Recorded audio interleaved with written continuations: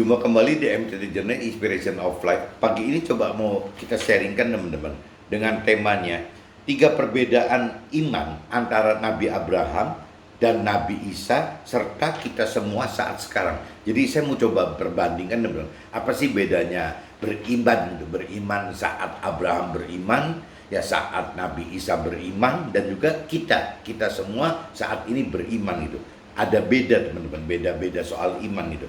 Jadi saya coba bacakan dulu teman-teman sebelum masuk ke draft. Saya bacakan dulu dasarnya. Coba teman-teman lihat di kitab Roma, teman-teman. Kitab Roma pasal 4 ayatnya 1-8 teman-teman. Ini perikopnya judulnya Hidup oleh Roh, judulnya gitu. Tapi saya tidak bacakan total satu perikop karena satu perikop panjang sekali 1-17. Sedang saya baca cuma 1-8 aja teman-teman. Demikianlah sekarang tidak ada penghukuman bagi mereka yang ada di dalam Kristus Yesus gitu. Roh yang memberi hidup telah memerdekakan, inilah saya universal aja teman-teman ya. Roh yang memberi hidup telah memerdekakan kita dalam Kristus dari hukum dosa dan hukum maut gitu. Sebab apa yang tidak mungkin dilakukan hukum Taurat karena tak berdaya oleh daging telah dilakukan oleh Allah dengan jalan mengutus anaknya sendiri dalam daging yang serupa dengan daging yang dikuasai dosa karena dosa gitu. Ia telah menjatuhkan hukuman atas dosa di dalam daging. Jadi penebusan teman-teman. Jadi ini cerita Yesus ini adalah menebus dosa-dosa kita teman-teman. Supaya tuntutan hukum Taurat digenapi di dalam kita yang tidak hidup menurut daging tetapi menurut roh. Sebab mereka yang hidup menurut daging memikirkan hal-hal yang dari daging, mereka yang hidup menurut roh memikirkan hal-hal yang dari roh gitu. Karena keinginan daging adalah maut, tetapi keinginan roh adalah hidup dan damai sejahtera. Sebab keinginan daging adalah perseteruan terhadap Allah, karena ia tidak takluk kepada hukum Allah, hal ini tidak mungkin baginya gitu. Mereka yang hidup dalam daging tidak mungkin berkenan kepada Allah. Nah ini cerita bagaimana kita hidup teman-teman. Dari dasarnya mau Nabi Abraham, mau Nabi Isa, dan kita sendiri gitu teman-teman. Sebenarnya ya kembali lagi, kalau kita beriman kepada Tuhan gitu, Tuhan Allah, kita beriman kepada firman Tuhan Allah, itu Tuhan Allah itu mengajar kita gitu, menghendaki kita, merancangkan dan menghendaki kita itu untuk meninggalkan yang hal-hal yang di dunia ini teman-teman, yang tadi dikatakan oleh firman ini, yang urusannya daging gitu. Yang Tuhan inginkan itu, firman Tuhan inginkan itu bagaimana kita hidup dengan roh gitu, dengan cara roh. Nah kalau dengan cara roh ini berarti bertentangan dengan apa yang inginnya daging teman-teman. Daging itu adalah pemenuhan hal-hal duniawi gitu. Jadi biasanya target orang-orang duniawi itu gitu ya nggak jauh-jauh dari bagaimana mencari kesusahan duniawi dan mencari kebahagiaan duniawi teman-teman. Sedangkan target yang firman Tuhan atau Tuhan inginkan gitu, Tuhan Allah inginkan, bukan itu teman-teman. Yang Tuhan inginkan adalah keselamatan di dalam akhirat gitu. Yang bagaimana caranya untuk kita bisa selamat dan hidup di dalam surga gitu. Pengennya Tuhan seperti itu teman-teman. Cuma dia beda kepentingan kan akhirnya gitu. Ya kalau kita bicara dunia ya biasanya daging kita lebih hidup gitu. Ya akhirnya ya kita bergelut begitu. Jadi tanpa dasar iman yang kuat seperti yang tema hari ini, ada iman dari Nabi Abraham, ada iman dari Nabi Isa, dan imannya kita nanti kita perbandingkan gitu. Kalau kita tidak ada iman rasanya terlalu sulit teman-teman untuk bisa masuk ke dalam rancangan kehendak Tuhan yang masuk ke dalam keselamatan akhirat tadi gitu. Itu sangat sulit gitu. Karena dunia ini, daging ini yang benar-benar mengganduli kita, menarik kita gitu untuk tidak mau lepas dari duniawi ini gitu. Nah ini saya coba lanjut lagi aja teman-teman, nanti detailnya ke draft aja. Saya coba kaitkan dengan kitab Efesus teman-teman. Kitab Efesus pasal 1 ayat 4-14. Coba teman-teman cari kitab Efesus. Kitab Efesus setelah di belakang ya, setelah Roma teman-teman. Kitab Efesus pasal 1 ayatnya 4-14 teman-teman. Sebab di dalam Dia Allah telah memilih kita sebelum dunia dijadikan supaya kita kudus dan tak bercacat di hadapannya gitu. Dalam kasih Ia telah menentukan kita dari semula oleh Yesus Kristus untuk menjadi anaknya sesuai dengan kerelaan kehendaknya, supaya terpujilah kasih karunia-Nya yang mulia, yang dikaruniakannya kepada kita di dalam Dia, yang dikasihinya. Sebab di dalam Dia dan oleh darah kita beroleh penebusan, yaitu pengampunan dosa menurut kekayaan kasih karunia-Nya, yang dilimpahkannya kepada kita dalam segala hikmat dan pengertian. Sebab Ia telah menyatakan rahasia kehendaknya kepada kita sesuai dengan rencana kerelaannya, yaitu rencana kerelaan yang dari semula telah ditetapkannya di dalam Kristus sebagai persiapan kegenapan waktu untuk mempersatukan di dalam Kristus sebagai kepala segala sesuatu, baik yang di sorga maupun yang di bumi. Aku katakan di dalam Kristus, karena di dalam Dialah kami mendapat bagian yang dijanjikan.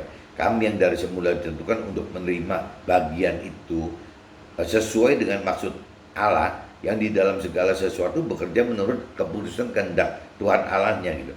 Supaya kami yang sebelumnya telah menaruh harapan pada Kristus boleh menjadi puji-pujian bagi kemuliaannya.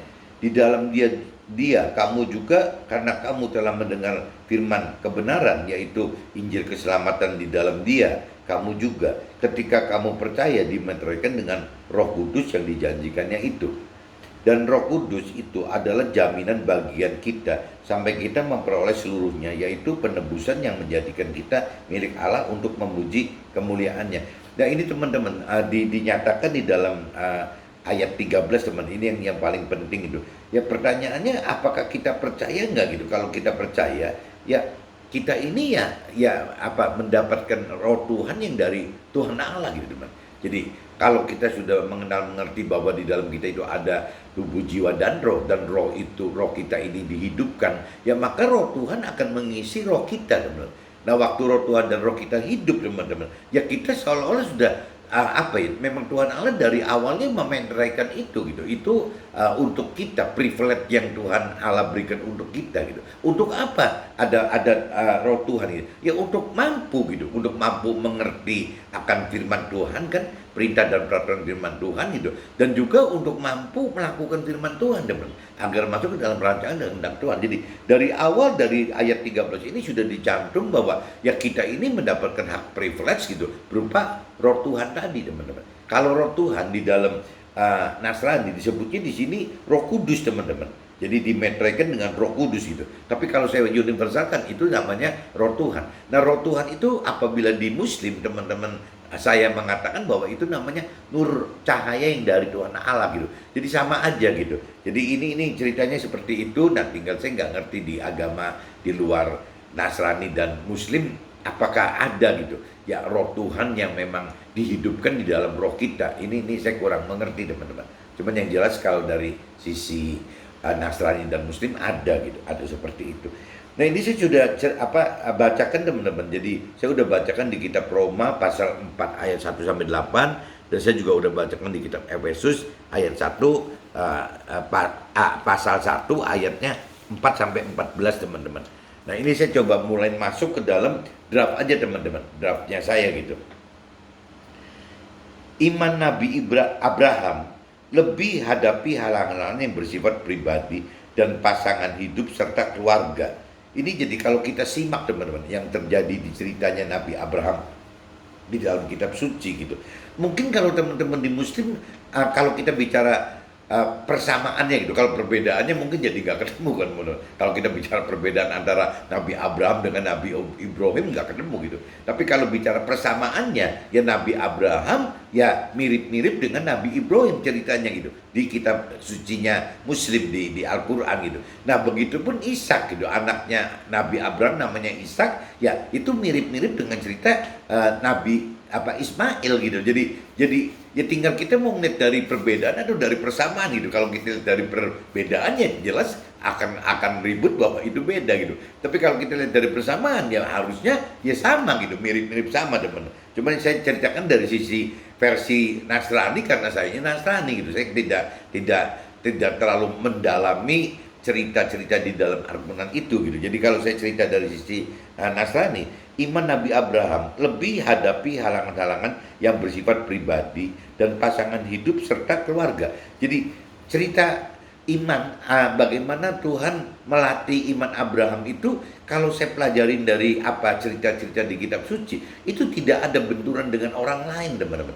tidak terbentur. Beda dengan cerita nanti Nabi Isa gitu. Kalau Nabi Isa itu banyak sekali benturan dengan yang luar. Contohnya kalau Nabi Isa itu belum apa-apa kebentur sama ahli Taurat, kebentur sama kaum Farisi gitu. Belum kerajaan-kerajaan waktu itu gitu. Nah, tapi kalau Nabi Abraham tidak, lebih sifatnya Tuhan melatih iman Nabi Abraham itu ya lebih dari sisi pribadinya gitu. Pribadi Nabi Abraham bisa seberapa beriman percaya kepada Tuhan Allah gitu. Nah, cuman bedanya waktu itu mungkin kalau yang disebut agama zamannya Nabi Abraham disebut ada agama, mungkin yang paling ada juga agama Yahudi gitu teman. Adanya itu gitu. Ya agama Yahudi yang bicaranya ya apa? 10 hukum Allah gitu ya, berarti Taurat itu teman-teman. Basicnya benar-benar baku sekali dari Taurat gitu. Nah, Nabi Abraham kayaknya kalau dilihat dari ceritanya jarang benturan teman-teman. Jarang benturan dengan orang-orang yang menganut agama Yahudi gitu, atau orang-orang yang berpegang kepada Taurat gitu. Itu jarang sekali benturan. Jadi sifatnya lebih ke pribadi aja teman-teman. Bagaimana Tuhan melatih Nabi Abraham itu secara pribadi gitu. Ya paling maksimal mungkin sama istrinya gitu, sama keluarganya gitu. Atau mungkin sama keluarganya, ayahnya mungkin ibunya gitu. Karena waktu Nabi Abraham setat untuk bisa mulai jadi benar-benar meningkatkan iman percaya Nabi Abraham kepada Tuhan Allah gitu. Ini ceritanya karena apa yang terjadi dalam hidupnya, Abraham lebih alami ujian cobaan beriman antara pribadi terhadap Tuhan, dari mulai Abraham meninggalkan urus kasdim sampai Tuhan uji dan coba masalah korbankan masalah Iskak itu teman-teman. Jadi kalau kita lihat pelajaran itu, ceritanya Nabi Abraham itu kisarannya di situ teman-teman. Ya banyaknya pribadi sekali gitu loh. Yang bagaimana ceritanya Nabi Abraham harus meninggalkan urus kasdim. Ya paling benturannya bukan dengan masyarakat atau dengan pemerintahan atau raja-raja saat itu. Ya benturannya paling dengan orang tuanya, mungkin keluarganya. Ya mungkin dikata-katain apa maksudnya gitu. Ya udah hidup enak-enak di Ur Kasdim kok harus pergi gitu. Nah itu kan kembali ke imannya Nabi Abraham lagi, bahwa saya mendapat perintah dari Tuhan. Lah, mendapat perintah dari Tuhan itu bentuknya apa teman-teman? Kan untuk keluarganya Abraham kan nggak ada. Jangankan keluarga Abraham, ayah ibunya, untuk istrinya pun juga Abraham bisa buktikan apa gitu. Kan istrinya Sarah tidak mendengar gitu, tidak mendengar perintah peraturan Tuhan yang disampaikan untuk Nabi Abraham gitu, bahwa Nabi Abraham harus meninggalkan Uskasdim. Jadi tidak ada yang tahu, ya itu cuma yang tahu cuma pribadinya Nabi Abraham saja gitu. Bisa saja Nabi Abraham itu dicap ngawur gitu ya, ngawur nggak keruan, orang yang tidak bertanggung jawab lah, orang nggak waras lah, bisa dikatakan begitu. Yang mengatakan begitu bisa orang tuanya, keluarganya, bisa juga pasangannya loh teman. Pasangannya bisa aja, karena pasangannya nggak mendengar gitu. Yang bahwa yang digerakkan itu kan adanya di dalam hatinya Nabi Abraham, bukan secara audible didengar juga oleh istrinya atau keluarga besarnya gitu, kan tidak gitu. Nah ini problem Nabi Abraham itu paling kalau saya lihat ya banyaknya ke pribadi lagi teman-teman. Nah cuman kalau saya lihat ceritanya Nabi Abraham sampai pada akhirnya, ya Nabi Abraham itu berani teman, berani melakukan itu gitu. Meskipun ya mungkin kalau saatnya Nabi Abraham kan tidak ada cerita kitab suci gitu kan, belum ada teman-teman. Pegangannya apa gitu, nggak ada gitu. Tidak ada jadi roh Tuhan yang nyata gitu, yang nyata diberikan kepada Nabi Abraham. Yang ada kan cuman bukan roh Tuhan, jadi hubungan antara pribadi Abraham gitu dengan Tuhan gitu. Adanya cuman itu teman-teman. Tidak bisa seperti zaman sekarang, istilahnya waktu Nabi Isa disalib gitu. Itu kalau bicara secara Nasrani itu, Nabi Isa itu meninggalkan dua hal dengan bagaimana meninggalkan firman Tuhan dan meninggalkan roh Tuhan gitu. Ya jadi roh Tuhan Allah yang Tuhan Allah berikan kepada Nabi Isa, dan Nabi Isa itu minta ke Tuhan Allah bahwa roh Tuhan Allah ini juga bisa ditinggal di dalam kita. Jadi kalau cerita setelah Nabi Isa zamannya kita lebih banyak diuntungkan teman-teman. Ya kita bisa tahu bahwa ada firman Tuhan, kita sudah ada kuasa dari roh Tuhan yang ada di dalam kita gitu. Tapi kalau Nabi Abraham nggak ada loh teman. Ya Nabi Abraham itu benar-benar ya murni-murni pribadinya Nabi Abraham ketemu dengan Tuhan gitu. Jadi frontal begitu. Jadi firman Tuhan tidak ada gitu, bimbingan firman Tuhan nggak ada. Yang ada kan cuma 10 perintah Allah gitu ya, yang yang sudah ada seperti itu saja gitu. Jadi perintah-perintah Tuhan Allah yang dari awal yang dalam bentuk apa ya? Setelah Nabi Musa baru keluar bentuk 10 itu kan, 10 perintah Allah yang tertulis gitu. Tapi kalau sebelumnya ya cuman ya balik lagi ya cuman cerita agamanya orang Yahudi saja teman-teman. Cuman cerita itu saja gitu loh. Nah, ini yang apa ya? Kalau saya pelajarin ceritanya yang terjadi Nabi Abraham itu hampir sama dengan saya waktu alamin waktu saya mulai mencari Tuhan teman. Waktu saya umur 40 teman, sebelum 40 ya saya ya orang duniawi gitu ya, orang yang melakukan belajar baik dengan cara adat istiadat atau tradisi gitu ya. Memang di keluarga besar saya gitu, dari nenek saya, orang tua saya memang iman percaya seperti itu teman-teman. Ya saya bilang tidak jahat gitu, baik gitu. Tapi tidak dengan dasar kebenaran dari firman Tuhan. Nah, waktu umur saya 40, nggak tahu bertepatan dengan itu kok terkait juga dengan urusan ekonomi gitu. Akhirnya saya goyang untuk mencari Tuhan gitu.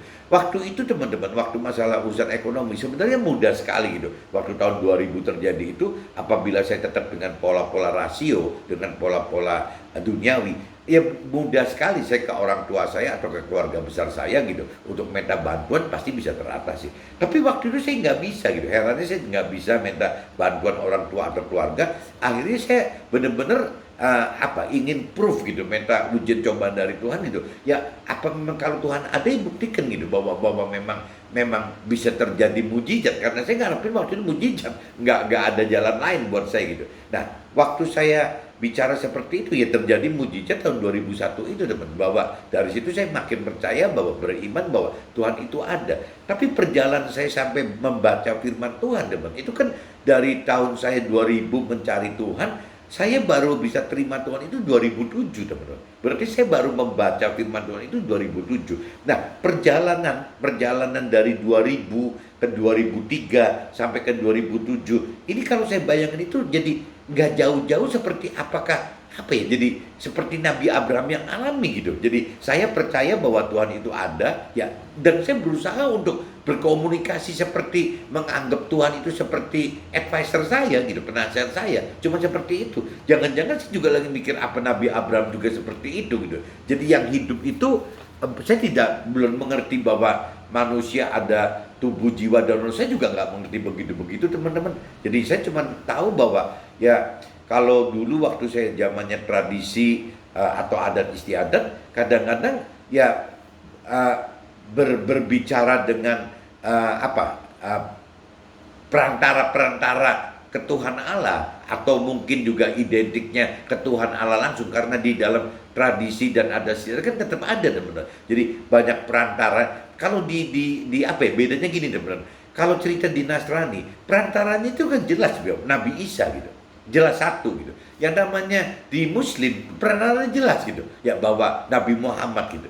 Di Yahudi pun jelas teman-teman. Perantaranya itu Nabi Musa gitu. Jelas. Tapi kalau di adat istiadat dan tradisi, perantara ini banyak sekali teman-teman. Jadi kita mau pakai perantara yang mana gitu? Banyak sekali. Meskipun mereka berujung kepada Tuhan Allah, tapi dalam realita beda gitu. Beda antara Nasrani dengan Nabi Isa-nya berujung ke Tuhan Allah, yang namanya Nabi Muslim gitu dengan Nabi Muhammadnya berujung ke Tuhan Allah gitu. Itu kan jelas teman-teman. Jadi hubungannya ya bagaimana yang namanya Nabi Isa itu ya menjadi jadi nabi yang dikirim oleh Tuhan Allah untuk kita gitu. Begitupun Nabi Muhammad gitu. Nah, tapi kalau cerita di cerita ada istiadat dan tradisi, karena banyak sekali perantaranya, banyak sekali nabi-nabinya gitu. Ya akhirnya ya kadang-kadang tidak terkait dengan kita ketemu nabi dan urusannya dengan Tuhan Allah, tapi biasanya berhenti teman-teman. Jadi kita ketemu nabi gitu. Nah, kita ini kalau di adat istiadat dan tradisi itu lemah sekali teman-teman. Ya, bagaimana kita pengen ngebuktikan bahwa nabi ini bagaimana gitu, itu nggak ada ceritanya teman-teman. Ya, bagaimana bahwa Tuhan Allah itu lewat Nabi A, Nabi B, Nabi C, D, E, F, G, dan lain-lain gitu. Itu ujungnya Tuhan Allah. Itu juga nggak ada buktinya teman-teman. Karena tidak ada beda dengan Nasrani yang berujung dengan ada Alkitabnya, ada kitab sucinya gitu. Begitupun yang Muslim kan ada gitu, Al-Qur'annya, kitab sucinya ada. Tapi kalau di adat istiadat dan ini tidak ada teman-teman. Yang ada itu ya paling yang disebut kitab suci itu ya kalau yang saya tahu mungkin kayak ritual berdoa, bagaimana untuk ya kaitannya banyak yang untuk liturgi begitu teman-teman. Jadi tidak ada yang sejelas dengan firman Tuhan yang di kitab suci orang Nasrani atau Muslim ini gitu. Nah, waktu saya bicara adat istiadat dan tradisi, saya sering mempraktekkan bagaimana menghidupkan untungnya waktu itu gitu. Saya kadang-kadang tidak menghidupkan nabinya, saya malah menghidupkan Tuhan Allahnya teman-teman. Meskipun tidak punya dasar gitu loh. Ya, cuman saya nggak tahu dari awal saya di adat istiadat tradisi itu aneh sendiri teman-teman. Jadi saya jarang sekali mengandalkan perantara-perantara, tapi saya sudah masuk ke dalam Tuhan Allahnya langsung gitu. Meskipun tidak ada kurang kejelasan lah teman-teman untuk mengerti akan Tuhan Allah itu susah gitu. Tapi kalau kita bicara sekarang di Nasrani atau di Muslim kan jelas teman-teman. Ya kalau kita pengen tahu pengertian firman Tuhan Allah ya kita baca firman Tuhan Allahnya saja yang ada di Al-Quran atau di Alkitab gitu kan kita nanti akan tahu bahwa oh Tuhan Allah tuh begini gitu. Kalau waktu saya ada tradisi nggak ada teman-teman. Jadi untuk mempelajari Tuhan Allah itu nggak bisa. Nah saya ngeduga apakah waktu itu karena iman percaya saya kepada Tuhan Allah itu sehingga saya mengalami seperti Nabi Abraham gitu. Nabi Abraham juga nggak punya dasar, dasarnya apa gitu nggak ada, nggak punya kitab yang dipegang oleh Nabi Abraham. Ya dasarnya ya hubungan pribadi gitu, hubungan pribadi antara Nabi Abraham dengan Tuhan Allah. Nah saya 2000 sampai 2007 teman-teman, ya saya ngalami seperti itu teman-teman. Karena saya sama sekali belum baca firman Tuhan, saya juga belum terima secara simbolis atau formalitas menerima Tuhan juga belum gitu. Tetap saya 2000 sampai 2007 ya masih seperti orang yang pegang adat dan tradisi aja gitu. Cuman cara berdoa saya sudah mirip-mirip dengan cara Nabi Abraham. Dan kaitannya itu ya banyaknya juga ya urusan pribadi-pribadi aja gitu antara saya dengan keluarga saya dengan cerita dengan pasangan hidup saya gitu. Ya paling adanya seperti itu teman-teman. Jadi mirip-mirip cerita Nabi Abraham lah. Nah ini tuh kalau saya lanjut, apa sih bedanya iman yang dari sisi Nabi Isa gitu. Jadi kalau saya bicara iman Nabi Isa, ya dalam arti kata kalau di sini sebutnya Yesus gitu, lebih hadapi halangan yang bersifat pribadi dan ahli Taurat serta kaum Farisi gitu. Jadi kalau udah bicara ke Nabi Isa, bukan cuma urusan keluarga, malah urusan keluarganya hampir nggak ada gitu. Yang ada itu malah ya urusannya ketemu dengan orang luar ya ahli Taurat dan kaum Farisi itu gitu. Yang selalu ketemu itu dan sekali-kali ketemu kerajaan-kerajaan zaman itu teman-teman. Tapi banyaknya ya benturannya selalu gitu, ketemunya dengan ahli Taurat dan kaum Farisi gitu. Karena apa yang terjadi dalam hidupnya Nabi Isa lebih alami ujian cobaan beriman antara Nabi Isa terhadap sesama dan Tuhan gitu. Jadi ini kalau bicara Nabi Isa itu jadi lebih kompleks teman, bukan cuma pribadi aja, tetapi Nabi Isa itu terkait dengan sesamanya juga gitu, bahkan dengan Tuhan juga gitu. Kalau Nabi Abraham kan terlalu private gitu, terlalu pribadi gitu. Dan Nabi Isa alami banyak halang-halangan sampai harus mengorbankan diri bagi sesamanya gitu demi penebusan dosa dan melahirkan Roh Tuhan serta firman Tuhan yang nyata bagi kita gitu. Itu Nabi Isa itu sampai ngalami seperti itu teman. Jadi pribadi Nabi Isa itu sampai wafat gitu, sampai meninggal di kayu salib ya.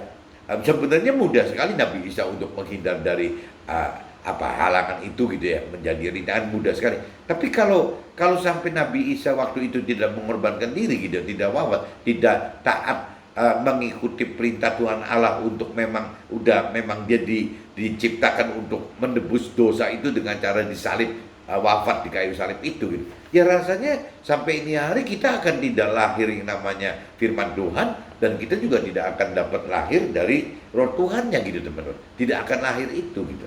Jadi ya dengan Nabi Isa ngalami begitu ya akhirnya kita mendapatkan firman Tuhan dan Roh Tuhan teman-teman. Iman kita saat ini lebih hadapi halangan yang bersifat ini udah kalau kita bicara tadi saya udah bicara kurang lebih iman Abraham seperti itu. Kalau bicara iman Nabi Isa, ya ceritanya itu. Jadi halangannya lebih banyak teman-teman daripada Nabi Abraham gitu. Nah kalau iman kita bagaimana gitu ya, iman kita nih. Nah kalau saya menilai iman kita, apa yang saya alamin gitu. Iman kita saat ini lebih hadapi halangan yang bersifat pribadi dan berani mengubah pola dan cara pikir, perasaan, kehendak sesuai firman Tuhan itu, serta mampu mematikan nafsu daging dengan melepaskan hal-hal yang duniawi. Jadi ini ceritanya kalau di kita teman-teman, kita nggak ngalamin seperti Nabi Isa gitu, atau murid-muridnya Nabi Isa, kita nggak ngalamin seperti itu gitu. Kita lebih banyak mengalami hal-hal yang sifatnya seperti Nabi Abraham, tapi kecampur dengan apa yang terjadi, karena kita bedanya gini teman. Kalau waktu Nabi Abraham kan tidak ada firman Tuhan, tidak ada roh Tuhan gitu ya. Tapi di zaman kita sekarang sebenarnya kan ada teman-teman. Ya, nah tinggal kita mau nggak sih merubah gitu, merubah pola pikir kan, mengubah pola dan cara pikir, ya perasaan kehendak sesuai yang firman Tuhan. Jangan sehendaknya jiwa kita, pikiran perasaan kehendak jiwa kita sendiri gitu. Serta mampu mematikan nafsu, karena kalau udah bicara metamorfosa dari hidup lama kita menjadi hidup baru bersama Tuhan gitu, Tuhan Allah dengan versi ngikutin firman Tuhan Allah, ya pasti ujung-ujungnya akan kebentur dengan nafsu daging kita.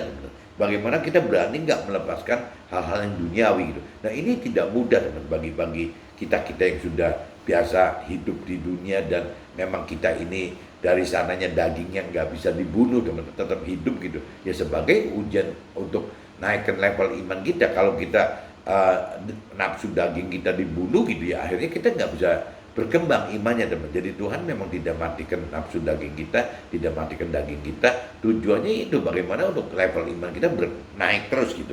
Nah, kita semua saat sekarang jauh lebih mudah untuk beriman kepada Tuhan, karena kita sudah diperlengkapi dengan adanya contoh-contoh kasus tokoh rohani di dalam firman Tuhan, kan sudah ada ceritanya teman-teman. Jadi kalau kita sudah lebih dalam mengerti firman Tuhan, kita udah tahu gitu bahwa ceritanya Nabi Abraham seperti ini, ceritanya Nabi Isa seperti itu, dan cerita yang lain-lain, tokoh-tokoh yang lain udah tahu semua gitu. Itu jadi mending teman-teman, dibanding zamannya Nabi Abraham yang tidak punya cerita seperti itu gitu. Nabi Isa pun tidak mempunyai cerita semacam itu. Jadi saat ini kita ini sangat diuntungkan teman-teman, karena sudah ada cerita tokoh-tokoh di dalam kitab suci kita gitu. Kita bisa melihat itu gitu. Dan perintah peraturan serta janji-janji Tuhan di dalam firman Tuhan. Nah, seperti kalau Nabi Abraham atau Nabi Isa kan tidak ada gitu. Perintah peraturan Tuhan secara nyata gitu, mesti ditaati yang gini-gini, kan nggak ada teman-teman. Nah, tapi kalau zamannya kita sekarang sudah ada kok di dalam firman Tuhan itu, kan sudah terdiri dari, kalau teman-teman mendalami pengenalan pengertian firman Tuhan, di dalam firman Tuhan itu kan terdiri dari perintah dan peraturan Tuhan Allah, yang terdiri dari janji-janji Tuhan Allah gitu ya, terdiri dari rancangan dan kehendak Tuhan Allah, sudah ada semua teman-teman. Nah problemnya, apakah kita mau gitu, mau mengenal lebih dalam akan firman Tuhan? Nah kalau kita tidak mau mengenal firman Tuhan, ya gimana kita mau mengenal bahwa ya Tuhan merintahkan peraturan seperti ini, ya Tuhan janjikan kita seperti itu, ya bagaimana rancangan dan kehendak Tuhan, ya kita nggak akan tahu teman, karena kita tidak pernah mau mengenal firman Tuhan itu. Jadi kembali lagi ya, kebebasan kita gitu untuk mau mengenal atau tidak itu Tuhan nggak bisa paksa. Jadi ya kita mesti mesti mau gitu, mau untuk mengenal firman Tuhan ya. Nah, setelah kita mau mengenal firman Tuhan, ya kita kan minta tolong Tuhan untuk diberi pengertian. Nah, waktu kita minta bantuan Tuhan untuk mendapat pengertian dari firman Tuhan, ya dari situ nanti akan kebaca teman, bahwa untuk mengerti itu memang tidak jauh-jauh mesti menghidupkan roh Tuhan di dalam kita.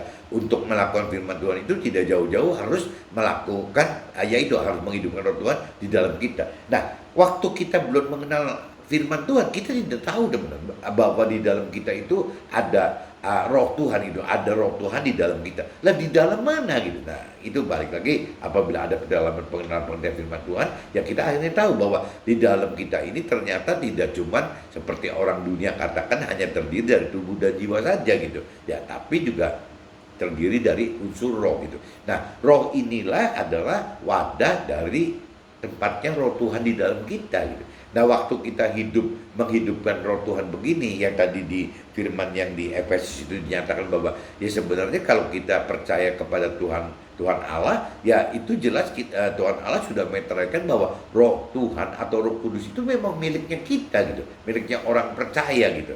Nah, ini bedanya teman, bedanya iman waktu zaman Nabi Abraham, dan Nabi Isa itu bedanya gitu teman. Kalau zaman sekarang itu kayaknya sudah lebih komplit teman-teman. Kalau tadi saya sudah urai di sini, minimal kan istilahnya sudah ada cerita-cerita tokoh-tokoh di dalam firman Tuhan gitu kan, ya sudah tahu perintah peraturan firman Tuhan gitu, sudah tahu janji-janji Tuhan, sudah tahu rancangan dan kehendak Tuhan, bahkan jadi tahu bahwa ada roh Tuhan yang sebagai kuasa kita untuk mampu mengerti dan melakukan firman Tuhan. Jadi sudah jauh lebih komplit teman-teman daripada zamannya Nabi Abraham atau Nabi Isa gitu. Nah, tinggal problemnya kenapa kita masih belum bisa gitu. Ini yang kita mesti pelajarin kan. Nah, ini kalau dan selain diperlengkapi dengan firman Tuhan, kita juga diperlengkapi roh Tuhan itu. Apabila kita percaya, karena roh Tuhan adalah yang akan dimeteraikan bagi kita sesuai dengan janjinya, dan roh Tuhan ini adalah jaminan bahwa kita inilah milik Tuhan Allah untuk memuji kemuliaannya gitu. Jadi balik lagi yang zaman saat ini sekarang ini teman-teman, bagi kita gitu ya udah beda dengan Nabi Abraham, karena kita sudah memiliki yang firman Tuhan dan sudah memiliki kuasa roh Tuhan gitu di dalam kita gitu. Jadi harusnya kita harus lebih mudah dan lebih ringan gitu. Iman kita semua saat sekarang seharusnya lebih ringan dan lebih mudah untuk hadapi halangan-halangan jiwa kita ya. Bandingkan apabila dibandingkan dengan iman Nabi Abraham waktu itu dan imam Nabi Isa pada zamannya mereka gitu loh. Karena tidak ada pedoman yang dari firman Tuhan, tidak ada kuasa dari roh Tuhan gitu. Jadi mereka waktu zaman Nabi Isa sudah ada kuasa roh Tuhan kan, yang memang roh Tuhan Allah berikan kepada Nabi Isa ya, seperti roh Tuhan atau Roh Kudus tadi gitu loh. Nah, cuman waktu Nabi Isa wafat ya Nabi Isa minta kepada Tuhan Allah juga untuk memberikan roh Tuhan itu, Roh Kudus itu kepada kita gitu.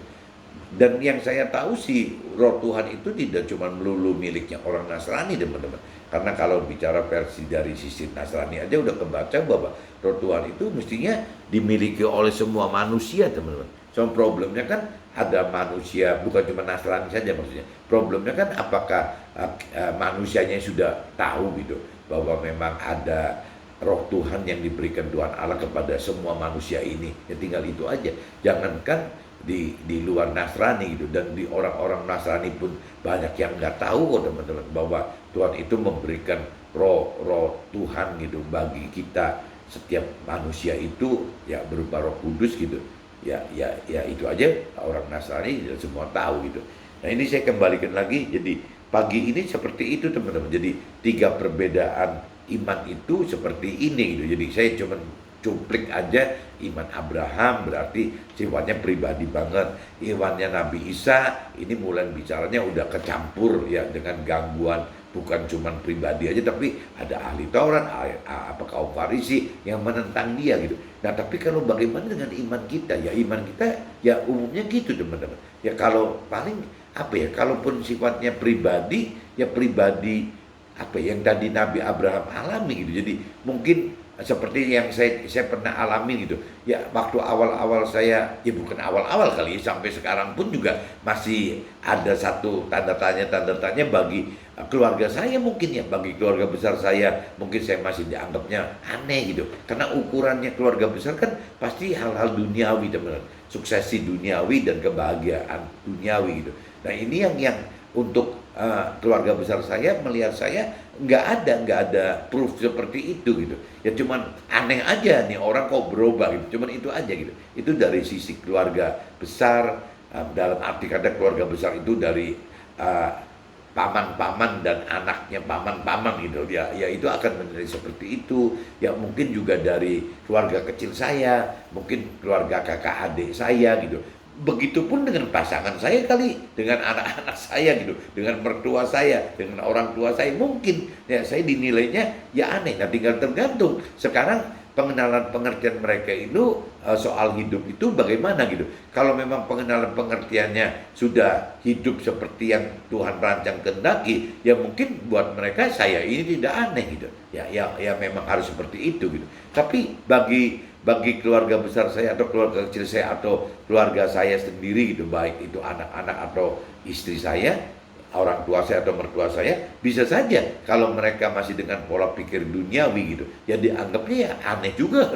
Ini kenapa begini? Dan ya balik lagi, mereka cuman kalau bicara duniawi, mereka cuman ukurannya kembali lagi mana gitu bukti ikut Tuhan bahwa bisa mendapatkan sukses duniawi gitu. Itu yang mereka tuntut kan itu teman-teman. Jadi kalau ikut Tuhan itu gitu. Mana bukti kebahagiaan duniawinya gitu? Ya masih sering ini sering itu gitu. Ya karena parameternya mereka yang belum mengenal pengertian firman Tuhan, parameternya pasti kembali ke dunia lagi teman.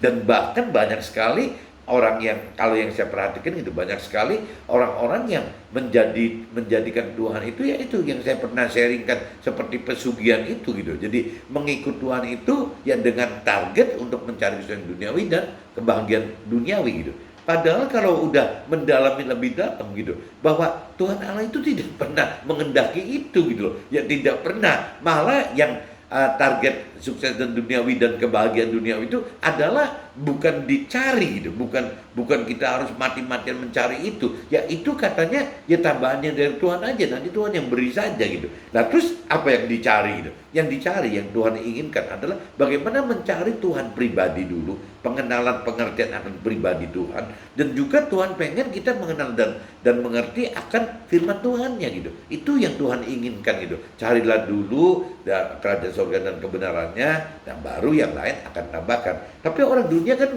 kebalik teman-teman, polanya kebalik. Jadi tidak beda teman-teman. Jadi banyak sekali orang-orang yang mungkin yang sudah yang berkeyakinan, dalam arti kata sudah percaya diri bahwa dia percaya Tuhan dengan benar menurut jiwanya mereka gitu, atau yang sudah merasa bahwa sudah mengenal Tuhan gitu, ya meskipun tidak melalui firman-Nya tapi yakin gitu, percaya diri bahwa sudah mengenal Tuhan, tapi tanpa dasar firman itu, ya ini kan ya kita sebut orang-orang yang jadi rohani tapi duniawi teman-teman. Ya rohani karena secara simbolis, secara formalitas sudah terima Tuhan gitu. Ya sudah punya pegangan firman Tuhan. Itu ceritanya secara rohani seperti itu. Tapi dalam kenyataan hidup sehari-harinya ya masih duniawi teman-teman. Ya makanya apa dikatakan itu rohani yang duniawi gitu. Nah kalau rohani duniawi apakah sama aja dengan orang yang punya keyakinan teman-teman? Nah ini yang saya anggap orang-orang yang semacam ini yang bahaya sekali teman-teman. Karena bisa bisa benar-benar tersesat gitu. Kenapa tersesat? Karena memang orang berkeyakinan, orang yang rohani duniawi, ya terlalu percaya diri bahwa dia itu sudah benar gitu loh. Ya meskipun dalam kesalahan gitu. Jadi ya susah. Ya firman juga pernah ingatkan itu kok. Ya jadi mereka seolah-olah merasa sudah berhikmat gitu, tetapi salah gitu loh. Nah ini ada juga yang katakan jalannya saya udah pasti lurus kok, tapi ujungnya maut gitu. Karena apa? Karena tidak punya dasar firman sama sekali. Jadi kembali lagi yang saya dulu pernah sharingkan, seperti betapa pentingnya yang namanya firman Tuhan itu sebagai peta kehidupan rohani kita, dan betapa pentingnya roh Tuhan itu sebagai kompas rohani kehidupan kita gitu. Kita teman-teman jangankan bicara di alam bagaimana kita masuk ke dalam akhirat gitu, dimana untuk menanya akhirat itu tidak ada yang bisa ditanya teman. Siapa yang pernah bolak-balik ke akhirat gitu kan, nggak ada gitu ya. Jangankan ke akhirat gitu, kalau kita contohnya nggak pernah ke Kalimantan gitu atau ke Irian, ya sekali-kali kita mesti ke Irian gitu ya, tanpa mengenal Irian dari mana-mana gitu ya. Kita berangkat ke Irian, disuruh nyopir mobil gitu ya, datang naik pesawat, datang ke darat ke Irian, terus nih suruh ke kota A gitu ya. Lah bagaimana mau ke kota A gitu ya? Kita nggak pernah di Irian gitu, kita nggak pernah di Papua gitu ya. Bagaimana kita bisa membawa mobilnya sampai ke tujuan di Papua gitu? Nah kembali lagi ya, jangankan di Irian, di Papua gitu, akhirat itu kan lebih sulit lagi benar, lebih sulit daripada Irian atau Papua gitu kan. Dan nanya pun nggak bisa loh, nanya ke siapa gitu. Ya nggak bisa. Jadi kembali lagi kita mesti punya peta gitu, teman. Jadi kalau kita mau ke Papua atau Irian atau Papua itu, ya kita mesti punya peta minimal, teman. Peta soal Papua atau Irian tadi gitu. Tapi kita juga harus punya kompas, teman. Kalau nggak punya kompas bisa nyasar gitu, ya nggak ngerti gitu. Ya ini arahnya kanan apa kiri kan nggak ngerti gitu. Kalau ada kompas kan kita bisa ikutin gitu. Oh ini ada di barat, ini ada di timur, ini ada utara, ini ada selatan, masih bisa diikutin. Itu cerita yang di apa ya di dunia gitu. Ya ada di Irian, ada di Papua, di dunia gitu. Dan kalau di akhirat teman-teman kan makin jauh lagi gitu, ya makin nggak ngerti lagi. Jadi kembali lagi ya peta yang di dalam alam akhirat itu ya adanya di firman Tuhan, teman. Makanya dari saya bilang kalau bicara firman Tuhan adalah peta rohani untuk bicara di alam akhirat. Yang namanya untuk bisa kompasnya gitu, kompas rohani, kompas akhiratnya ya roh Tuhan, teman. Kalau tanpa ada roh Tuhan juga tidak akan nyampe. Jadi dua itu memang diperlukan, teman. Bagaimana kita harus memiliki peta gitu, peta rohani kita, dan juga kita harus memiliki kompas rohani kita, teman-teman. Nah, peta rohani itu berupa firman Tuhan, yang namanya kompas rohani ya berupa roh Tuhan gitu. Mudah-mudahan teman-teman dengan saya sharingkan pagi ini, jadi teman-teman bisa perbandingkan, teman, bahwa yang namanya imannya Nabi Abraham itu yang memang kaitannya dengan pribadi banget gitu, tidak ada kaitan dengan orang-orang di luar Abraham gitu. Ya saya cuma ngeduga jangan-jangan mungkin ributnya sama keluarga besarnya, mungkin sama keluarga kecilnya, ataupun mungkin sama istrinya, mungkin anak-anaknya waktu itu belum ada, berarti bisa ribut sama mertuanya mungkin gitu, ribut sama orang tuanya, ya paling gitu-gitu aja gitu. Tapi kalau bicara iman Nabi Isa, ini lebih luas, teman-teman. Ini ngaitnya itu kan dengan banyak orang gitu, yang banyak dengan ahli Taurat, banyak dengan kaum Farisi gitu, belum lagi kalau melawan Herodes, ini itu yang dari kerajaan, wakil kerajaan waktu itu gitu. Ya pasti banyak sekali, teman-teman, yang menjadi halangan Nabi Isa. Nah, tapi kalau kembali ke kita sekarang, kalau saya lihat ya mungkin kita lebih condong seperti Nabi Abraham, teman-teman. Ya kita akan mengalami lebih ke pribadi kita, mungkin keluarga besar kita, keluarga kecil kita, atau keluarga kita gitu. Dimana keluarga kita terdiri yang tadi saya bilang, yang mungkin dengan istri kita, mungkin dengan anak-anak kita, mungkin dengan mantu kita, mungkin dengan mertua atau dengan orang tua kita. Paling kisarnya lima kelompok itu, teman-teman. Ya larinya begitu gitu. Nah, ini pun bukan hal mudah, teman-teman. Ya ngalamin menghadapi 5 kelompok ini aja nggak mudah. Tapi kalau bicara dibanding Nabi Abraham atau Nabi Isa, ya kita ini sangat bersyukur dan terima kasih karena kita sudah bicara yang tadi dikatakan, kita sudah punya firman Tuhan, di mana di dalam firman Tuhan itu kita sudah tahu gitu ceritanya tokoh-tokoh dalam firman Tuhan itu ngalamin apa, itu satu. Kedua, kita udah punya perintah peraturan firman Tuhan itu apa. Jadi kita udah tahu gitu ya. Kita juga udah tahu janji-janjinya Tuhan itu apa gitu. Di dalam firman Tuhan udah terbaca.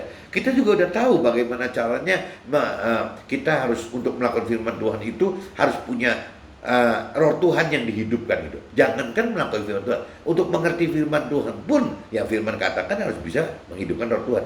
Nah, dari dasar-dasar seperti ini semua, teman-teman, harusnya kita itu lebih ringan daripada si Nabi Abraham atau si Nabi Isa ini. Teorinya begitu, teman-teman. Tapi prakteknya kembali lagi, kalau kita tidak mau mengenal lebih dalam firman Tuhan gitu ya, bagaimana kita bisa tahu bahwa ada perintah peraturan Tuhan yang seperti itu? Pasti kan nggak bisa gitu.